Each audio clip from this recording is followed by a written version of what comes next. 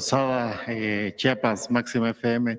En este contexto de circunstancias arancelarias, pues es una muy buena noticia que finalmente las autopartes no vayan a tener aranceles.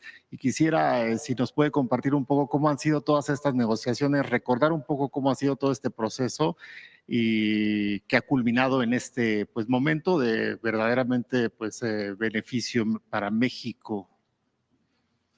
Bueno, desde el primer momento ustedes saben que se habló de aranceles.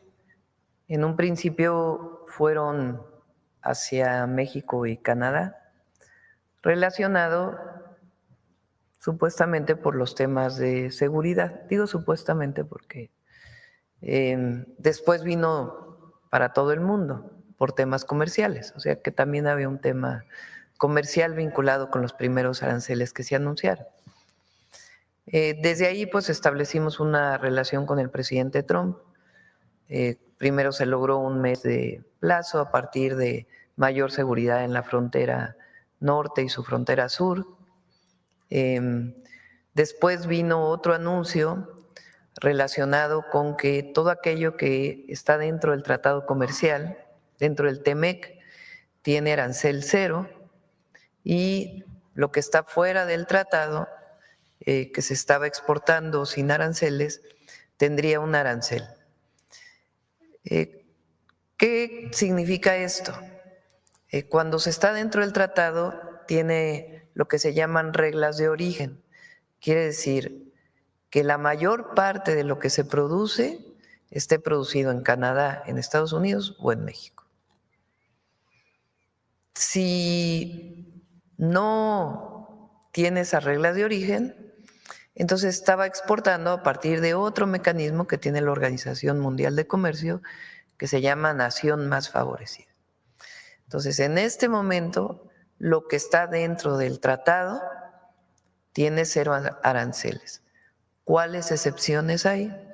Acero y aluminio, que lo tienen todos los países del mundo, y en vehículos y autopartes, pues se ha dado un trato preferencial a todo aquello que se produce dentro del tratado. En particular, las autopartes, pues siguen teniendo cero aranceles. Entonces, esa es la situación en la que estamos ahora. El secretario de Economía, Marcelo Ebrard, prácticamente va una vez a la semana o una vez cada 15 días a Washington. Ahora le pido que platique cómo han estado estas negociaciones con el secretario Lutnick, que es el secretario de Comercio de los Estados Unidos. Y hay una mesa permanente ya de trabajo del equipo de la Secretaría de Economía y del equipo de la Secretaría de Comercio, que están revisando muchos temas. Por ejemplo, en el caso del acero, algún tipo de exportación se le está cargando un doble arancel por acero y por estar fuera del tratado. Eso se está negociando en la mesa. Y otros temas diversos que tienen que ver con la automotriz, con el aluminio y muchos otros temas ya de mayor visión de propio tratado. Entonces, le pido a Marcelo si nos quiere platicar esas conversaciones. Y bueno, ayer, como les comenté, tuvimos una conversación con el presidente Trump y acordamos continuar con estos trabajos entre las secretarías, tanto de Comercio y Economía, como del Tesoro y de Hacienda. Entonces, quiere decir que seguimos trabajando y si se fijan, pues cada vez conseguimos mejores condiciones frente a la situación que teníamos previamente. Adelante, Gonzalo. Con su permiso. Bueno, brevemente diría yo lo siguiente, del punto de inicio al punto en el que estamos. Básicamente en las negociaciones internacionales tú tienes como dos opciones. Tienes una alternativa que es maximizar tus ventajas solamente suponiendo que vas a ser más fuerte que tu contraparte. O la otra es pensar como cuáles serían los elementos de común interés una vez que identificas qué es lo que tu contraparte quiere. Entonces nosotros la instrucción que recibimos fue tratar de buscar los puntos que son comunes, porque es muy fácil aumentar aquellos en los que tienes diferencias de diferente tipo o tienen contenido emocional. Bueno, total, de la primera reunión ahorita, como lo dice la presidenta, pues hemos estado ya en innumerables ocasiones, hay reunión semanal o a máximo quincenal. Hemos venido planteando qué cosa, la integración que tiene México con Estados Unidos en lo que hace específicamente la industria automotriz. También en acero y aluminio, ahorita explico por qué. La integración que tenemos en la industria automotriz implica varios sectores. Básicamente, cuando tú ves un vehículo, tiene miles de piezas que no produce necesariamente esa empresa. Por eso se les llama armadoras. Producen alguna parte y todo lo demás lo consigues en el mercado de diferentes tipos de empresas. Quién hace el tornillo, quién hace el pistón y así sucesivamente, hasta llegar a los semiconductores. Bien, entonces, ese universo, ese ecosistema que está en torno a cada vehículo, tiene un contenido cada vez mayor de México. ¿En razón a qué? Bueno, pues llevamos 35 años trabajando juntos. Y además en 2019 se firmó un tratado que dice que tienes que aumentar el contenido de México, Estados Unidos y Canadá en los vehículos que produzcas en la región. Entonces ha venido aumentando. Y si primero hacíamos una piececita, pues hoy hacemos muchas piezas, ¿verdad? Entonces, si tú sumas el impacto de 25% al vehículo final, cuando pasa la frontera, más derivados de acero y aluminio, que también les pones impuesto, y además le pusieras impuesto a autopartes, prácticamente sacas del mercado ¿a quién? Pues a las compañías de Estados Unidos en primer lugar. General Motors, Ford, Stellantis, y después pues a todas las empresas mexicanas que están alrededor de. Y no habría manera de sustituir eso, salvo por Asia.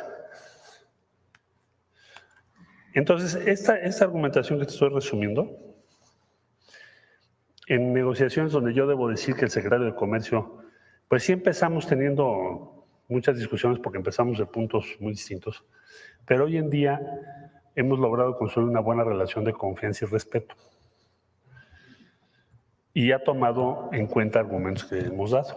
Esto, desde luego, además de manera complementaria a las llamadas que ha tenido la presidenta Sheinbaum con el presidente Trump, que fijan toda la negociación. En conclusión, yo diría que en este momento en lo que estamos es que entendemos perfectamente bien, o muchísimo mejor, nos entendemos, porque estamos hablando ya de una base común que es proteger ese complejo productivo. Son millones de empleos. Y en eso estamos.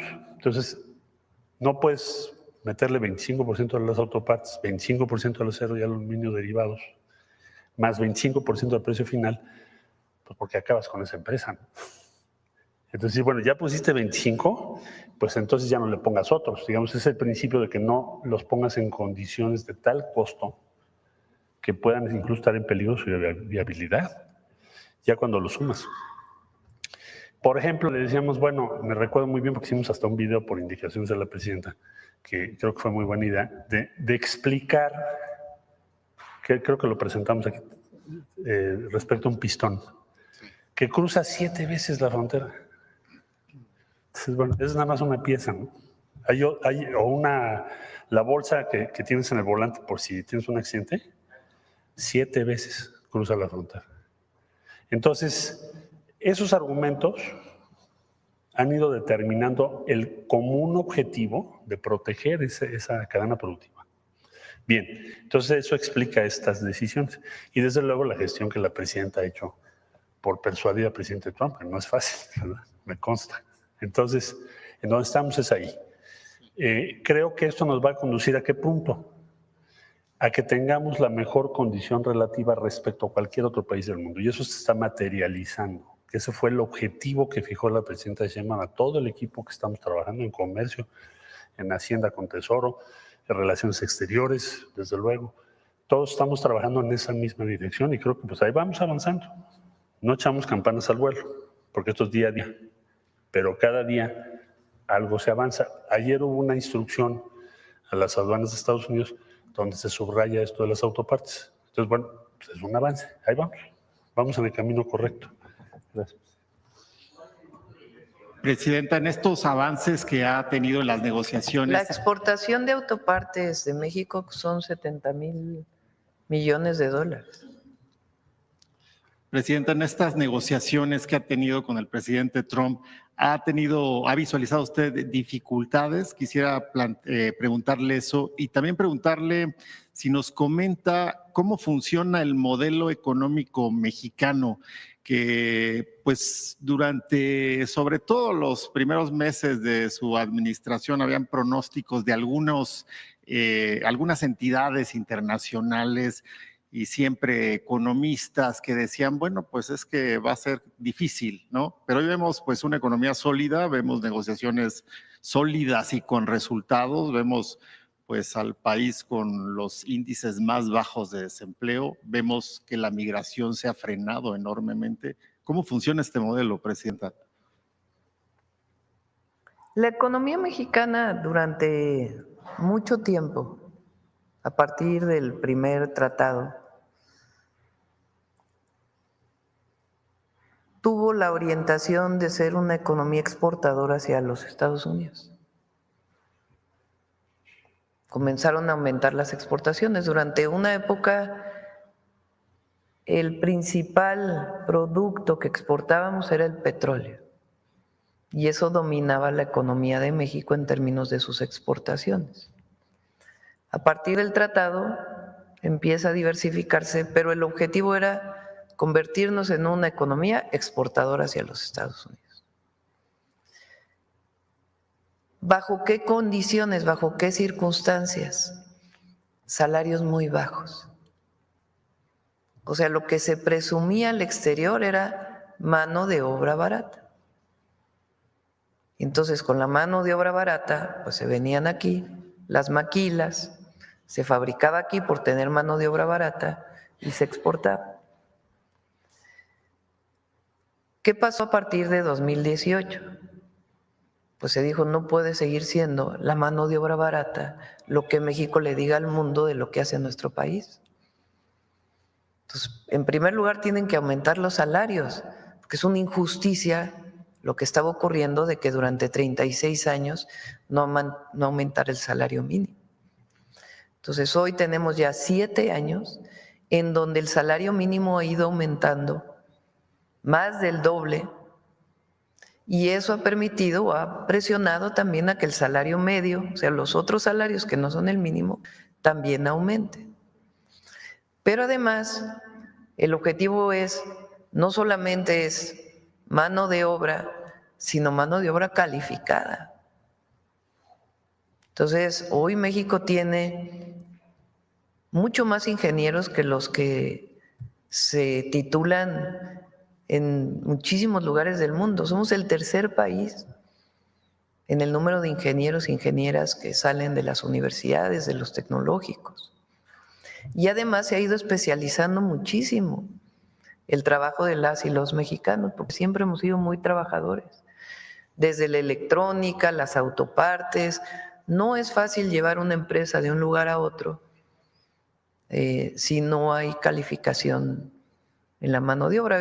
Los electrónicos, la electrónica, Foxconn, una de las empresas de producción de electrónicos, de semiconductores, construyó una empresa en México, en Jalisco, en 6 meses. Y tiene mucho vínculo con las universidades mexicanas, con los institutos de investigación, porque ven en México pues un potencial de desarrollo, no solamente por mano de obra no calificada, barata, sino todo lo que ha ocurrido en los últimos años en nuestro país. Y nosotros tenemos hoy un elemento sustantivo, que es el bienestar de la gente. No es que llegue inversiones con inversiones para aumentar el PIB o las exportaciones, sino lo que queremos es que haya mejor calidad de vida, mejor bienestar para las familias en México. Eso por un lado. Por otro lado, el aumento al salario mínimo, los programas de bienestar, lo que han permitido es que haya mucho más recursos en el mercado interno. Entonces, cuando hay más recursos en las familias, pues se compra más, y al comprarse más, pues se produce más. Hay quien dice eso hubiera provocado inflación, resulta que no, que el modelo lo que ha demostrado es que hay más bienestar, hay disminución de la pobreza, hay disminución de las desigualdades, hay mayor inversión, hay mejores salarios, hay mejores condiciones laborales y México está pues una mejor condición. ¿Qué es lo que planteamos ahora con el Plan México? Bueno, lo que planteamos es que así como México exporta mucho a los Estados Unidos principalmente, también en los últimos años y particularmente desde el periodo de Peña, empezaron las importaciones de manera muy importante de Asia, de China, de Vietnam, de otros países. Entonces, nuestra balanza, ¿qué se llama? Exportamos, pero también importamos mucho. Entonces, el Plan México que planteó desde el principio, incluso antes de que llegara el presidente Trump, es hay que fortalecer la producción nacional bajo distintos mecanismos para el mercado nacional y también buscar otros horizontes para las exportaciones mexicanas. Entonces, en eso es en lo que hemos estado trabajando. En esta condición difícil que ha impuesto la situación de los aranceles a todo el mundo y también para México, aunque en México en una situación preferencial, porque se reconoce el tratado finalmente, con algunas excepciones. Lo importante es lo que dice Marcelo, o sea, están llegando muchísimas empresas nacionales que estaban aquí desde hace tiempo y extranjeras que su interés es producir en México, ya no solo por el mercado de Estados Unidos, sino por lo que está representando México. Entonces, eso nos hace ser optimistas. Por eso cuando decían los organismos financieros internacionales, algunas calificadoras, de que México iba hacia la recesión y que el PIB iba a bajar y que pues en 3 meses hubo crecimiento, poco, pero hubo crecimiento. Y lo que esperamos, más allá de los impactos que pueda tener esta situación, pues es que en el año tengamos crecimiento y sobre todo, pues todos estos compromisos de inversión que se traducen además en facilidad para invertir en aquellos lugares, si usan agua donde hay agua, si usan otros recursos donde hay esos recursos, que son los polos de bienestar también que vamos a informar pronto. Pues esta condición está colocando a México en una situación muy buena. Ya comentamos, el portafolio de inversión para México es de más de 200,000 millones de dólares. Y lo que se está haciendo es una mesa de trabajo para facilitar pues, todos los permisos en un marco de fortalecer nuestra economía interna y también lo que significa las exportaciones. Presidenta, en este tema de las inversiones, que si me permitiera hacerle una pregunta al representante de Unilever, ¿qué es lo que esta empresa de Gran Bretaña ve en México hoy? ¿Cómo ven México y qué confianza tienen para anunciar una inversión tan grande y pues diversificada en estados de este país?